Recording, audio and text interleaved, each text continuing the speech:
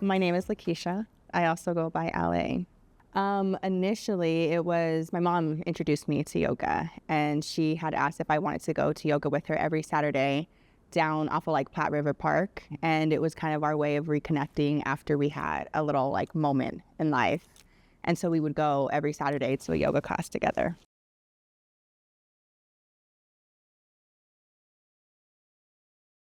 I've never thought about that.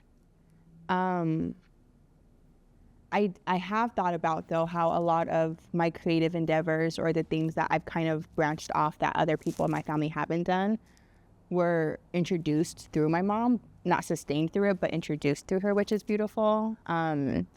Especially when I think about just like my own journey, a lot of it has been through the lens of my maternal lineage of healing a lot of the things within the maternal side. So if I had to think about the way that it introduced it combined with becoming certified in it, I would say it was a seed that was planted before I even knew it was a seed. That's what it feels like.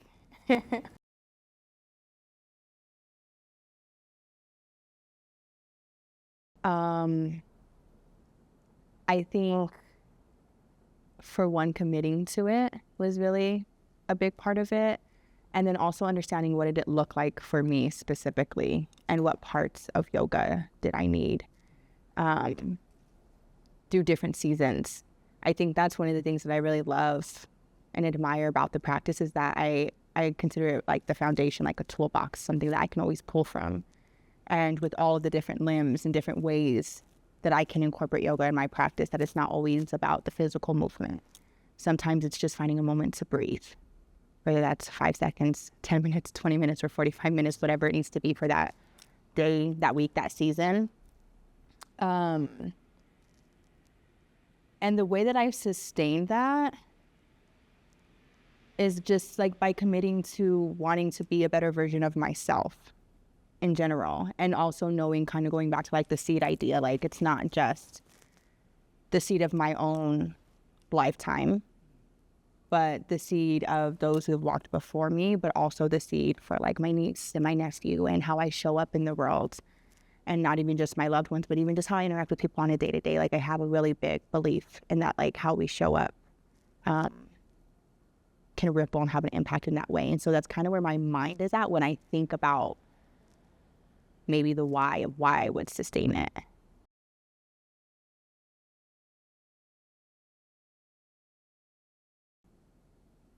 It's a deep question. So it's interesting because I was thinking about that today on my walk where My train number? I was thinking about so on my walk what I was thinking about is I've been thinking about within like the last couple of months of like the appropriation of yoga, right? And the roots of yoga being in Southeast Asia and then also North Africa. And as far as I know, I don't have any lineage there. I might have ancestry that I just don't know about, but I don't have any connection there per se. However, what I do know is that through my own lived experience and being able to tap into the practice and use the tools that it's given me, the amount of coming home back to myself and embodiment that it's provided for me is something that I think, and I don't think yoga is even meant to be kept in that way either. And that's kind of where I hold that value and like that necessity, and that I'm the example right now, even if there isn't that connection or that I don't know of that connection, that I can still honor the practice. I can still use the tools. I can still have ways of honoring the roots of that practice through my own representation, but then also at the same time using my lived experience as an example for others who may be looking for a space to find that home, to find that grounding, to find that breath, to find that community, to find something that maybe they haven't seen before, and maybe see a little bit of themselves somehow in there too, and giving it a chance.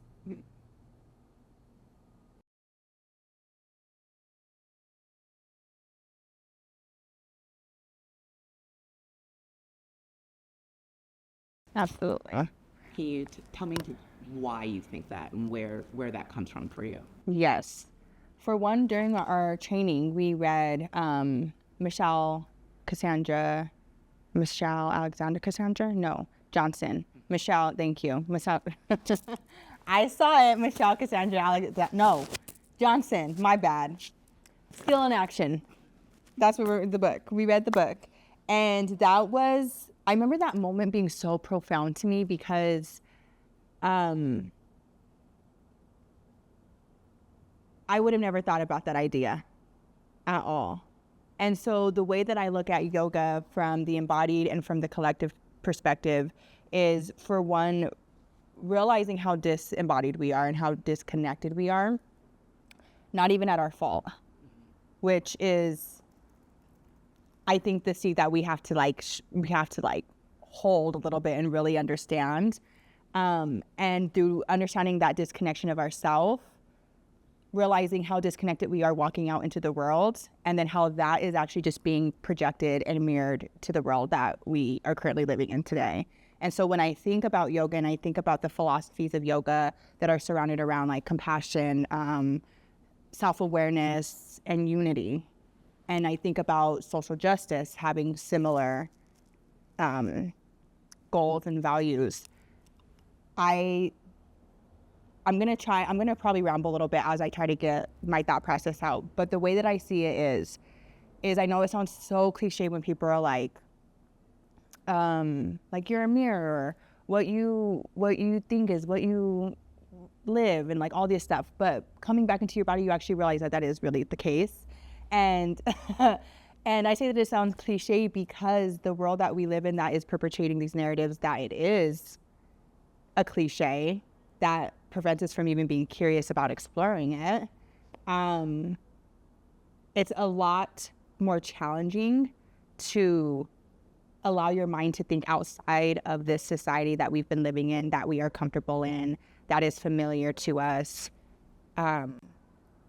It's challenging to think outside of that because it puts you in a different place that will also put you in a place of a lot of misunderstanding and isolation sometimes. But I think that a part of the social justice aspect is that we are working against the narrative. That is the point, that we have to talk, that we have to work against the narrative because the narrative hasn't been serving us and has been really harmful. And when we think about like the leaders of this country, right? And we think about, again, like we'll go to like the compassion and the self-awareness and the unity, they lack that within themselves. And so then we're seeing that again being projected and mirrored out, right? And because they have the power, because of the media and all of that, that's what we think our reality is. And we think that that's the only option.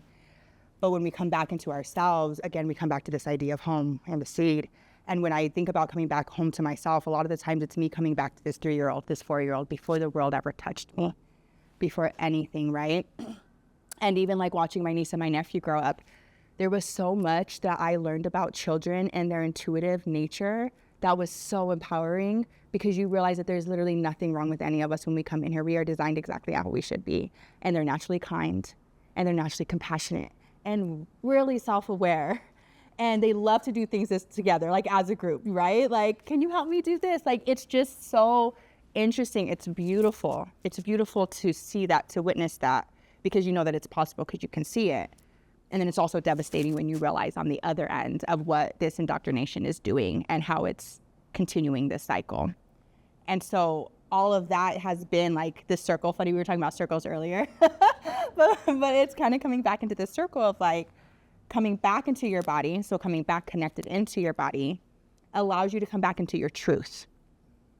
And the truth is that we are compassionate people. We are self-aware. We have those tools to be able to come back to that unity on a level that is not just within our own collectives or our own communities, but on a global scale too.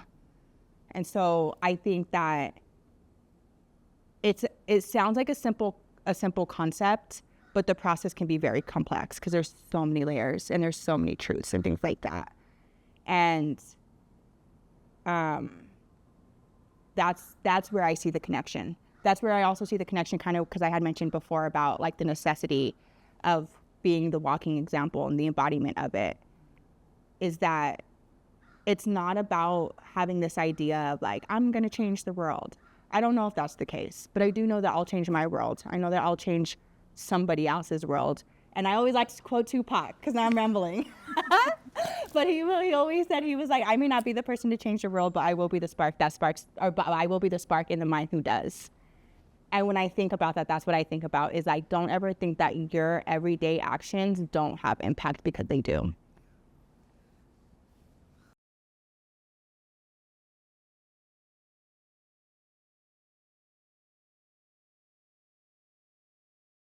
So certified at Urban Sanctuary, and the training was, man, so it'll be 2 years, which is crazy because everything changed since then, everything.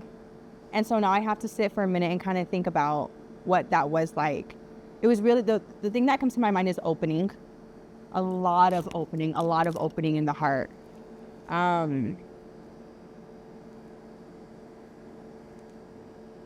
The training was so,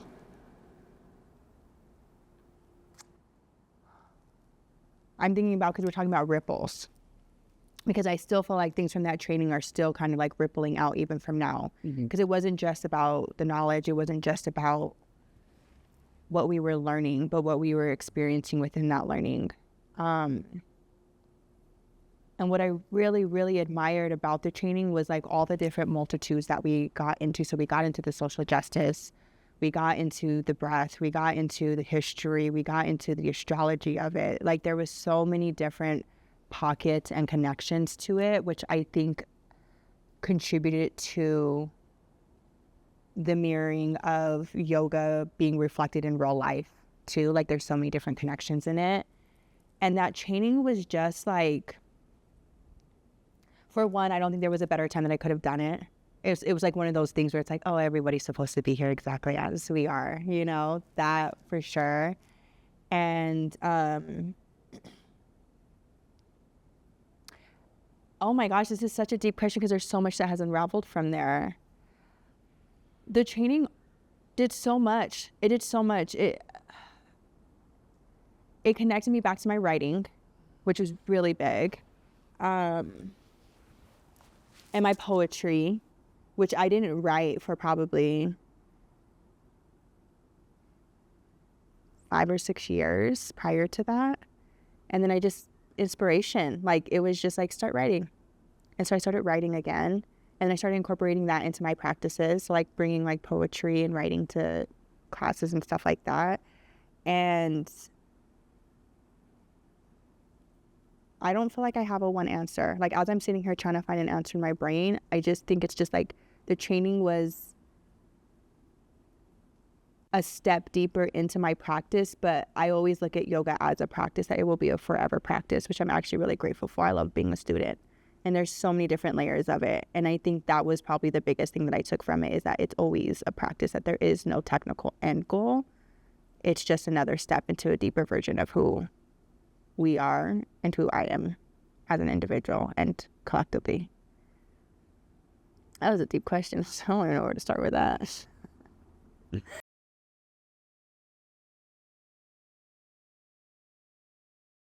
Oh, it's a beautiful question. Wow, I never thought about that. It was always super intuitive, a feeling.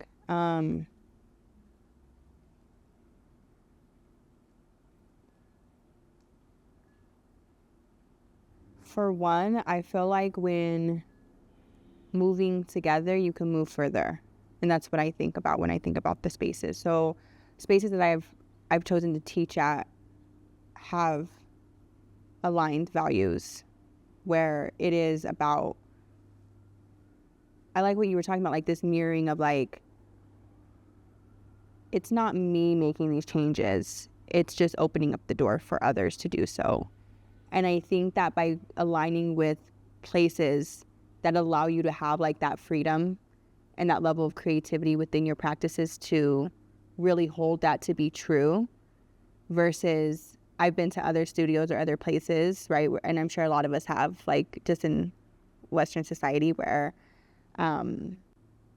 you can tell that like there's very much a structure. There's not really much room for any kind of humanness. or there's not really any space for adapting to what the group needs. Like there'll be times when I walk into a class and I can have something in my mind about what I want to bring. And then as I'm going around, talking to people, setting up, I'm realizing, oh, there's something else that actually needs to be offered here at this time. And so I think having that option and that freedom and that liberation to do so is how it resists it. Anytime that I think that we have the free will to show up authentically and to do something that's bigger than ourselves, and to also have in mind the well-being of the collective, is resistance, because it's the opposite of what Western society is trying to do. And giving people permission. Well, you know what? I don't even want to say permission, because I've been sitting with this quote about ask for forgiveness, not permission. And I really like that. And I've been thinking about, like, how do I allow people to not ask for permission? Just do it and ask for forgiveness later. I'm just thinking, this has nothing to do with your question. That just came to my mind. But giving people, okay, I'm going to reframe that. But when walking into a class, giving people the option to show up as they need to, the option to connect back to themselves, and then creating the space for them to do so that feels safe and aligned and resonant and familiar. Well, not even, maybe sometimes familiar if I can. But yeah, I would say that's the resistance.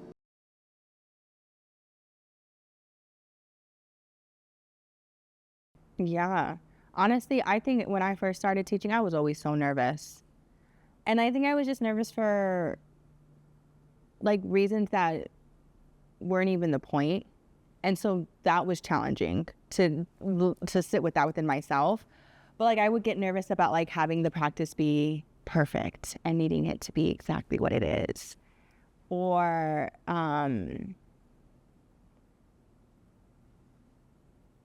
to be honest, there were like seasons like in the beginning too where it felt like I was just being performative, right? Wanting to show up or feeling like I needed to have like this certain I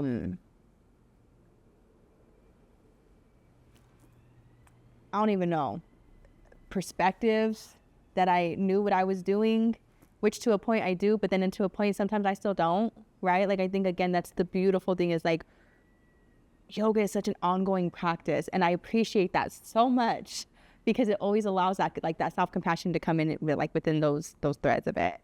And I think sometimes the challenge too is like sometimes I wake up and I don't want to. Some days like I'm like I don't want to lead somebody through a practice. I don't want to move my body. I would much rather sit in my bed and eat and then go to sleep kind of thing, you know? And like those are really real situations. And I think that the challenge, which I like the word challenge, what I like about the challenge of that is that not only when you start showing up for others, you also learn how to show up for yourself in a different way too. And sometimes that reflection can be really harsh. Because there have been times when I'm like, why am I so willing to show up for others, but I can't show up for myself kind of thing, you know? And those have probably been like the challenges for me. It's just like facing myself a lot of the times in these practices. That has really nothing to do with anybody who shows up into the class. And then at the same time has everything to do with everybody who shows up for the class, because I remember as a student when I would go to a yoga class and I just needed somebody to help me move my body. And so it's like the and both, right? Like it's this dual relationship between myself and then also how I'm showing up for everybody else who, like, I was that person one time. So I always think about that too. So I think and I think that the challenges are going to always come through because I'm human and life is constantly throwing things at us that like we're just not going to be prepared for, and that's okay. And so I think that too, like releasing this idea of certainty, releasing this idea of being in control have been my biggest challenges and things that I still work on now, but teaching has allowed me to meet those places and the opportunity to rewire and to rewrite my relationship with those two things.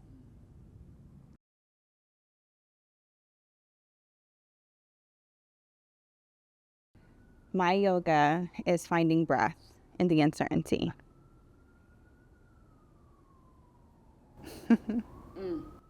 It's what it is. It's finding the breath in the uncertainty, which is every day. Which is every season.